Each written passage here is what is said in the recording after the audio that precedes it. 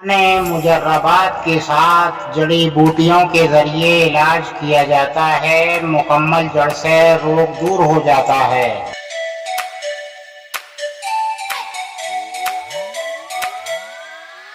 जिंदगी के लुत्फ उठाने हैं तो आप हमसे मिलिए, लिहाजा आपका इलाज मुतमईन बख्श यानी भरोसेमंद हो जाएगा।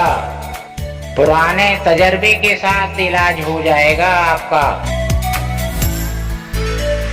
नहमदुहु व नुसल्ली अला रसूलिहिल करीम, अम्मा बाद, फ़अऊज़ु बिल्लाहि मिनश शैतानिर रजीम, बिस्मिल्लाहिर रहमानिर रहीम। ला इलाहा इल्लल्लाह मुहम्मदुर रसूलुल्लाह सय्यदुना सल्लल्लाहु अलैहि वसल्लम। जब हमने कलमा तैयबा पढ़ लिया तो हमारे ऊपर काफ़ी फ़र्ज़ और वाजिब हो गए जिनको हमें अदा करना लाजिम है। लिहाजा हम हैं इस्लाम के मानने वाले, तो हमारे अंदर सलामती होनी चाहिए।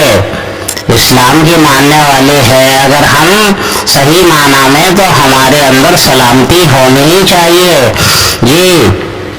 और सलामती ऐसी होनी चाहिए कि अपने लिए ना हो, अपने भाई के लिए हो। जी हाँ, सलामती का मतलब ये नहीं है कि अपना भर जाए जी तब किसी दूसरे के लिए हो, नहीं। सलामती का मतलब यह है कि अपने लिए ना हो, अपने भाई के लिए हो। लिहाजा सलामती तो उसको कहते हैं। हम कुरान के मानने वाले हैं तो हम इतना काफी नहीं है कि हम मानने वाले हैं, नहीं। कुरान है अमली जाने के लिए, यानी कुरान हिदायत भी है और मुदल्लिल भी है, यानी मुदल्लिल भी है और मुदल्लिल भी है। और कुरान जो है वाक़यात भी है, और कुरान जो है हमें अहकाम भी देता है। लिहाजा ये है कि हमें तो मुकम्मल तौर पर कुरान पर अमल करना चाहिए, खाली पढ़ के नहीं छोड़ देना चाहिए। तो लिहाजा ये है कि इतना मान लेना काफ़ी नहीं है कि कुरान अल्लाह की किताब है। तो लिहाजा ये है कि हमारे आमाली जाने के लिए है वो तो लिहाजा ये है कि हमने जो तमाम सबक लिए हैं रोज़े महशर का देख लीजिएगा कि रोज़े महशर किस तरीके के सलामती वाला सामने आएगा नक्शा, कि एक शख्स जिसके पास में एक नेकी होगी और एक शख्स एक नेकी के लिए तरस रहा होगा। तो लिहाजा ये है कि वो शख्स जिसके पास में एक नेकी होगी तो उसके अंदर सलामती जागेगी और वो नेकी उसको दे देगा जिसके पास एक नेकी कम होगी। तो अल्लाह ताला फरमाएगा कि ये शख्स ये मतलब तेरे पास तो सिर्फ एक नेकी की कमी थी, वो कैसे पूरी हुई? तो वो बतलाएगा कि एक शख्स के पास में सिर्फ एक ही नेकी थी और वो नेकी उसने मुझे दे दी कि बुलाओ वो शख्स को, वो कहाँ है, लेकर आओ। वो शख्स को सामने लाया जाएगा, कहा कि शख्स से ये बता तेरे पास तो सिर्फ एक ही नेकी थी और वो भी तूने दे दी। कहेगा कि अल्लाह ताला मैंने ये सोचा कि मेरे पास में सिर्फ एक ही नेकी है, बाकी तो मेरे पास में कुछ नहीं है सिवाय गुनाहगारी के।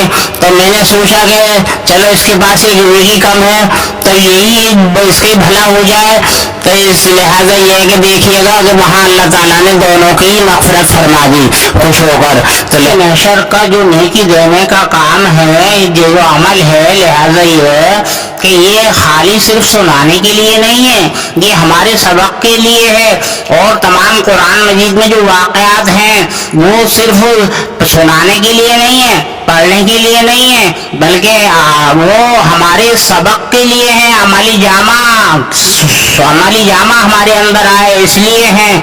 लिहाजा फिरौन, हामान, शद्दाद, कारून, समझे, इनके वाक़यात जो है तमाम मुखालिफ इस्लाम के लोगों के जो वाक़यात हैं और उनके जो आखिर हुआ है, उनका खात्मा बिलखैर नहीं हुआ उनका। तो लिहाजा ये है कि उनके जो वाक़यात हैं वो हमारे सबक के लिए हैं। लिहाजा सिर्फ सुनाने के लिए नहीं है या पढ़ने के लिए नहीं है। लिहाजा ये है कि हमें ये गौर करना चाहिए कि जो नबियों के वाक़यात हैं तमाम, जो फैज़मंद हैं और तमाम फैज़ पहुँचाया उन्होंने और उनको भी फैज़ पहुँचा है और उनका खात्मा बिलखैर हुआ है। तो लिहाजा ये है कि ये सब सिर्फ पढ़ने के लिए, ये सुनने के लिए नहीं है, ये अमली जामों के लिए है تو لہٰذا یہ ہے کہ ہمارا عملی جامہ درست ہونا چاہیے. لہٰذا اللہ تعالیٰ خوش ہوتا ہے اس چیز سے کہ ہم نیکیاں کریں, ایک دوسرے کے ساتھ میں بھلائیاں کریں, ایک دوسرے کی سلامتی کریں. تو لہٰذا یہ ہے کہ اگر ہم اسلام کی ماننے والے ہیں, اسلام اگر ہمارا مذہب ہے, تو صحیح معنی میں ہمیں جو ہے دین کی فکر ہونی چاہیے, آخرت کی فکر ہونی چاہیے.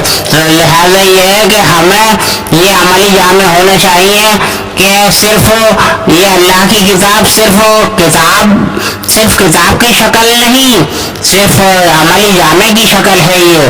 تو لہٰذا ہمارے عمل کے لیے ہے, ہم نمازی ہیں تو اتنا کافی نہیں ہے کہ صرف ہم نمازی ہیں, نہیں, ہمیں نماز کا حق ادا کرنا چاہیے. اور نماز کا حق کیا کیا ہے؟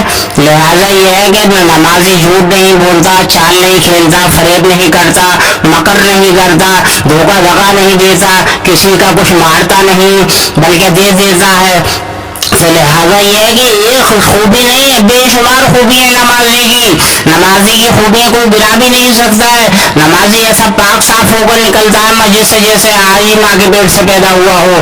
لہٰذا یہ ہے کہ نمازی کی بے شمار خوبیاں ہیں, تو ہمیں صحیح معنی میں نمازی ہونا چاہیے. اتنا کافی نہیں ہے کہ نماز فرض ہے, صرف اتنا سمجھ لینا کافی نہیں ہے, یا اتنا زبان سے ادا کر لینا کافی نہیں ہے کہ نماز فرض ہے. اگر ہم نماز کو مانتے ہیں تو ہمیں یہ عملی جامع ہونا چاہیے.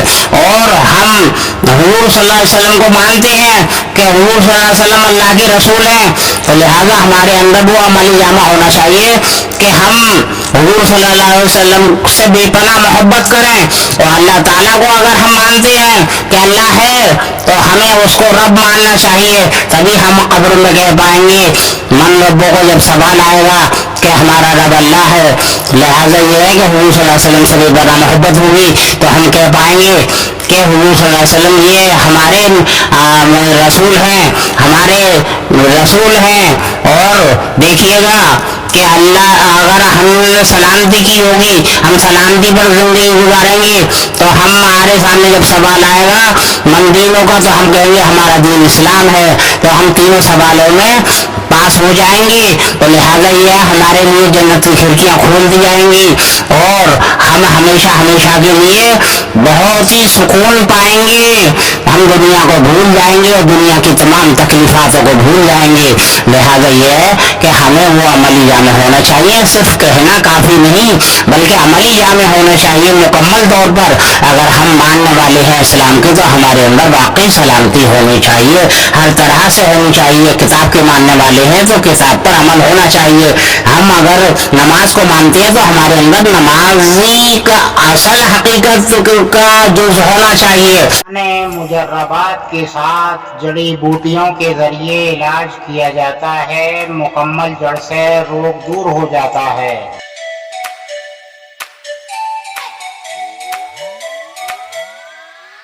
زندگی کے لطف اٹھانے ہیں تو آپ ہم سے ملیے, لہذا آپ کا علاج مطمئن بخش یعنی بھروسے مند ہو جائے گا.